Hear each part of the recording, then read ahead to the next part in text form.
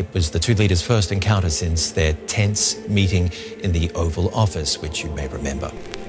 So this morning's meeting is the first time the two leaders have come face-to-face since that February Oval Office meeting where Trump berated Zelenskyy for not demonstrating enough gratitude for American support in their Ukraine war. But holy hell, folks, Volodymyr Zelenskyy just stared down Donald Trump in the heart of the Vatican, and it's a moment that could rewrite history. This wasn't just a handshake at Pope Francis's funeral, it was a 15-minute cage match in St. Peter's Basilica, where Ukraine's wartime leader went toe-to-toe with the guy who's itching to hand Putin a victory lap. What did they say? What's at stake? And why does this feel like the prelude to a geopolitical earthquake? Stick around, because the twist in this story will leave your jaw on the floor. Smash that like button and hit subscribe, because we're diving into the juiciest diplomatic brawl of 2025. This is Zelenskyy, the guy who's been dodging Russian missiles for years, facing off against Trump, who's been dodging accountability since forever. The stakes? Ukraine's survival, a potential ceasefire, and whether Trump's ego will tank global stability. Let's break it down, rapid fire, and expose the hypocrisy, the power plays, and the downright insanity of Trump's Vatican stunt. Picture this St. Peter's Basilica, April 26, 2025. The world's leaders are gathered for Pope Francis's funeral, but the real drama isn't the eulogy, it's Zelenskyy cornering Trump in a private room. No cameras, no mercy. Their last meeting in February was a White House disaster, a public screaming match that left diplomats scrambling. Now Zelensky's back, and he's not here to play nice. He's fighting for his people's lives, while Trump's waving a ceasefire deal that smells like surrender. Why does this meeting matter? Because it could decide whether Ukraine stands or falls, and whether Trump's about to sell out an ally to cozy up to Moscow. Here's the open loop. What did Zelenskyy say to Trump in those 15 minutes that's got the White House calling it productive and Zelenskyy hinting at historic results?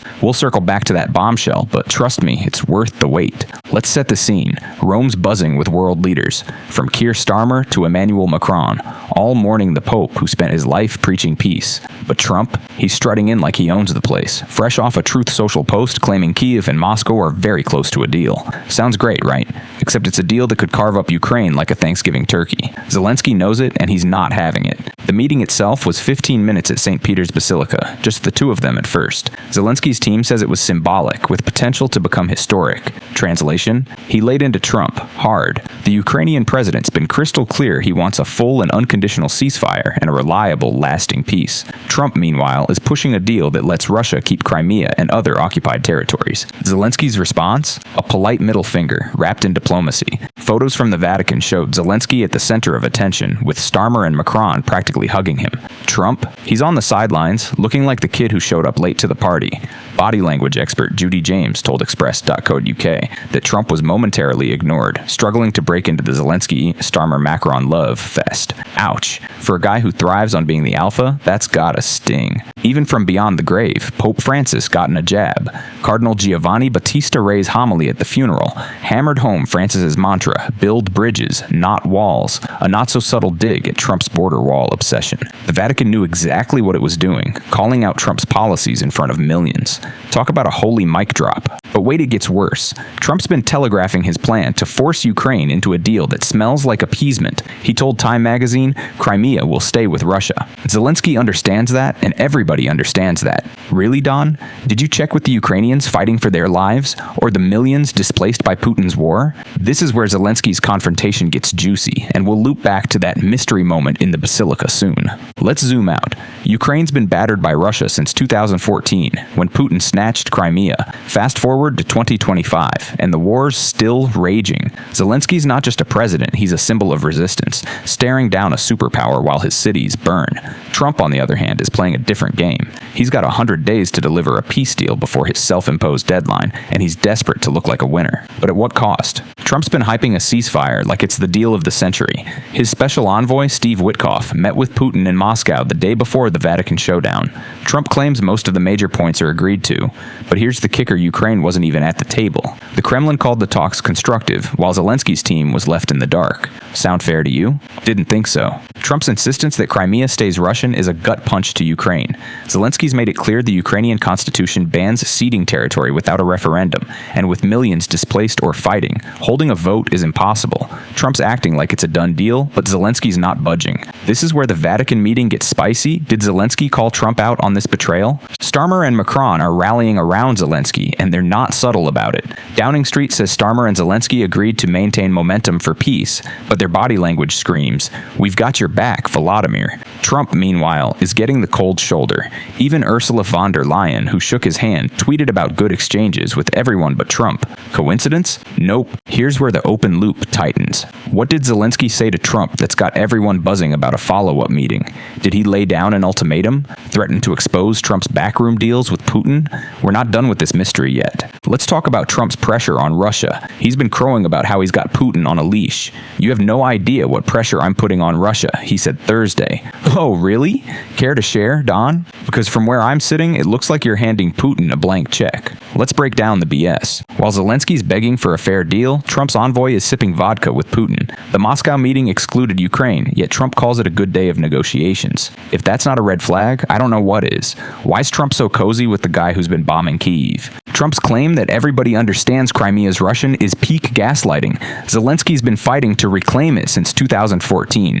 The Ukrainian people have died for it, but Trump's acting like it's a minor detail. This isn't negotiation, it's capitulation. Just days after Russian attacks killed 12 in Kyiv, Trump's out here saying a deal's very close. Meanwhile, he's accusing Zelenskyy of harming negotiations with inflammatory comments. Inflammatory? Like refusing to let Putin carve up your country? The nerve of this guy. But wait, it gets worse. Trump's got the gall to warn that the US might walk away if Ukraine doesn't play ball. Walk away? From an ally that's been bleeding for democracy while you tweet from Mar-a-Lago? This is where Zelensky's Vatican confrontation hits fever pitch. Did he remind Trump who's actually fighting for freedom? We'll loop back to that. Pope Francis's funeral wasn't just a memorial, it was a diplomatic Super Bowl. World leaders from Prince William to von der Leyen were working the room, cutting deals and throwing shade. Zelenskyy used the moment to rally his allies, while Trump tried to steal the spotlight. Here's how it played out. The Ukrainian leader got a hero's welcome from the crowd, and Starmer and Macron were all over him. Photos show Macron's hand on Zelensky's shoulder, Starmer beaming like a fanboy. Trump? He's lurking on the edge, looking like he forgot the group chat password. Cardinal Ree's homily wasn't just a tribute to Francis, it was a warning shot. Build bridges, not walls, wasn't subtle. Francis and Trump clashed for years over immigration and climate policy, and the Vatican made sure Trump felt the heat. Imagine sitting there, knowing millions are watching as the Pope's legacy slaps you in the face. Trump's brief chat with von der Leyen was their first since he slapped tariffs on Europe. Her tweet about good exchanges conveniently left him out. Even Macron's sign of peace handshake during the Mass felt like a formality. Trump's not winning any popularity contests here. This is where Zelensky's confrontation with Trump takes on mythic weight. In the shadow of the Pope's legacy, with the world watching, he had 15 minutes to make his case. What did he say? Did he channel Francis's call for peace, or did he go full wartime leader and read Trump the Riot Act? That's the open loop we're chasing, and it's about to pay off. Let's cut to the chase. Those 15 minutes in St. Peter's Basilica weren't just a meeting, they were a reckoning. He's been fighting for Ukraine's soul, while Trump's playing chess with Putin. Here's what we know, and what we can infer. Zelensky's Telegram post laid it out. Protection of the lives of our people. Complete and unconditional ceasefire. Reliable and lasting peace. That's not a wish list, it's a line in the sand. He's telling Trump, no deal unless it's fair. Did he bring up the Moscow meeting? Call out Trump's Crimea comments? Bet on it. The White House called it productive, but that's PR fluff. Trump's team promised a follow-up meeting, which means Zelenskyy got under his skin. Trump's desperate for a win before his 100-day deadline, but Zelensky's not making it easy. Did he push back hard enough to force a rethink? Zelensky's not just fighting for Ukraine, he's fighting for the principle that might doesn't make right. Trump's deal would reward Putin's aggression, setting a precedent for every dictator with a land grab. Zelenskyy knows this, and he's betting the Vatican meeting will rally his allies to hold the line. Here's the payoff. While we don't have a transcript, Zelensky's team hinted at joint results that could be historic. That's code for we got something out of Trump. Maybe it was a promise to include Ukraine in future talks. Maybe it was a warning that Zelensky's ready to go public with Trump's betrayals. Whatever it was, it's a crack in Trump's armor, and it's got the world talking. Let's zoom out. This is where Zelensky's confrontation with Trump isn't just about Ukraine, it's about the soul of democracy. It's about standing up to bullies, whether they're in Moscow or Mar-a-Lago.